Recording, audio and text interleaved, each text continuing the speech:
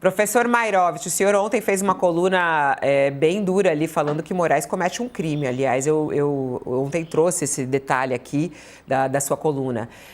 Qual é o crime cometido por Alexandre de Moraes ao ter este encontro? E se o assunto foi justamente o Banco Master? Se ele não tratou do Banco Master, continua sendo um crime na sua análise? Essa confirmação de Moraes desse encontro complica a vida dele ou não, professor? Olha, Fabiola, nós temos que começar pelo seguinte ponto.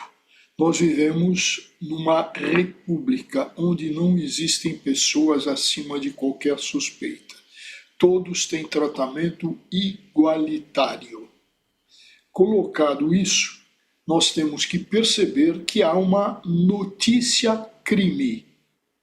A notícia-crime. E que crime? De advocacia administrativa. Ora, quando há notícia-crime, as autoridades passam a ter o dever, atenção, o dever de apurar. Vivemos numa república. Dever de apurar. Ora, a notícia de crime por parte do Moraes, eu não estou falando que ele praticou crime, mas a notícia de crime, notícia com consistência, porque vem de relatos, então há necessidade de apuração. Se houve ou não houve crime. Quem é que tem que apurar e, infelizmente, está silenciando? É o Procurador-Geral da República. Por quê? Porque o crime de advocacia administrativa é um crime de ação penal pública e compete, no caso, por envolver Moraes, apenas ao Procurador-Geral da República, ele que é o titular. Então, se ele não tem elementos para denunciar e não existem elementos, há que apurar.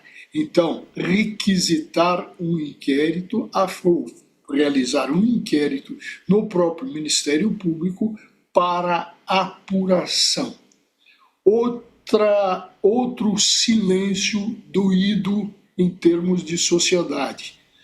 Dói esse silêncio da Ordem dos Advogados do Brasil, que já deveria ter acionado o Procurador-Geral da República para que ele iniciasse apurações. Então temos esses dois pontos. Eu apontaria mais duas outras coisas, tendo em vista o noticiário, quer da Malu Gaspar, quer o noticiário do UOL pela Dani, que é o seguinte: nenhuma das duas, olhando a notícia, não se afasta, tenha o Banco Master sido objeto dessa conversa entre os dois.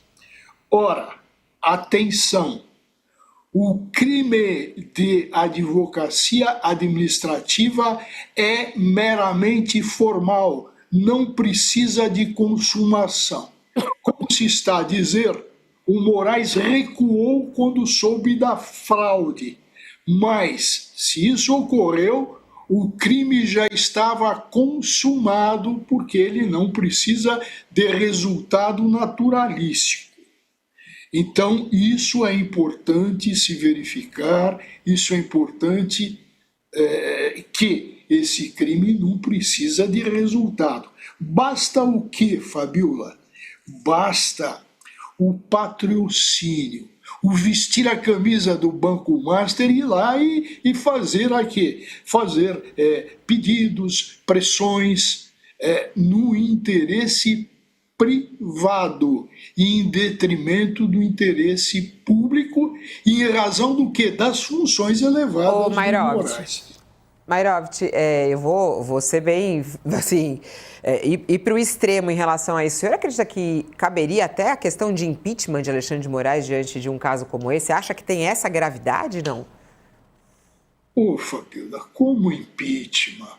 O Gilmar, estou fazendo uma ironia, atenção, como impeachment? O Gilmar Mendes deu a liminar suspendendo o impeachment.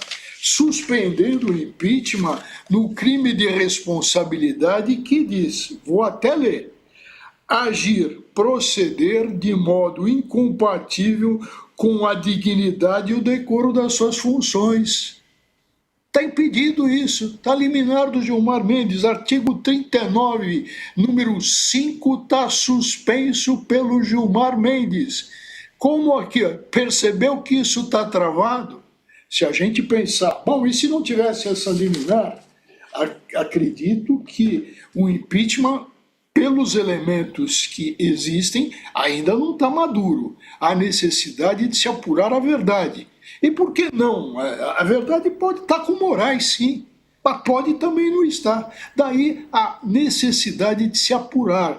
Por quê? Porque no sistema republicano os pratos têm que ficarem limpos e no Supremo Tribunal Federal não pode ficar com essa imagem de um lupanário, ou seja, de um puteiro.